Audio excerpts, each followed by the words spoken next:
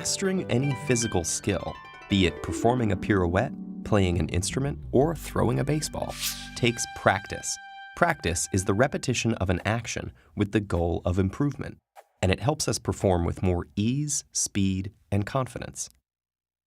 So what does practice do in our brains to make us better at things?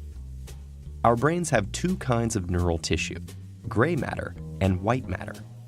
The gray matter processes information in the brain, directing signals and sensory stimuli to nerve cells, while white matter is mostly made up of fatty tissue and nerve fibers. In order for our bodies to move, information needs to travel from the brain's gray matter down the spinal cord through a chain of nerve fibers called axons to our muscles. So how does practice or repetition affect the inner workings of our brains?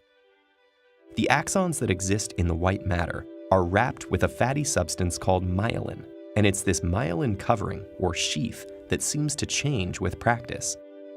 Myelin is similar to insulation on electrical cables. It prevents energy loss from electrical signals that the brain uses, moving them more efficiently along neural pathways. Some recent studies in mice suggest that the repetition of a physical motion increases the layers of myelin sheath that insulates the axons. And the more layers, the greater the insulation around the axon chains, forming a sort of superhighway for information connecting your brain to your muscles. So while many athletes and performers attribute their successes to muscle memory, muscles themselves don't really have memory. Rather, it may be the myelination of neural pathways that give these athletes and performers their edge with faster and more efficient neural pathways. There are many theories that attempt to quantify the number of hours, days, and even years of practice that it takes to master a skill. While we don't yet have a magic number, we do know that mastery isn't simply about the amount of hours of practice. It's also the quality and effectiveness of that practice. Effective practice is consistent, intensely focused, and targets content or weaknesses that lie at the edge of one's current abilities. So if effective practice is the key, how can we get the most out of our practice time? Try these tips. Focus on the task at hand. Minimize potential distractions by turning off the computer or TV and putting your cell phone on airplane mode. In one study, researchers observed 260 students studying. On average, those students were able to stay on task for only 6 minutes at a time. Laptops, smartphones, and particularly Facebook were the root of most distractions.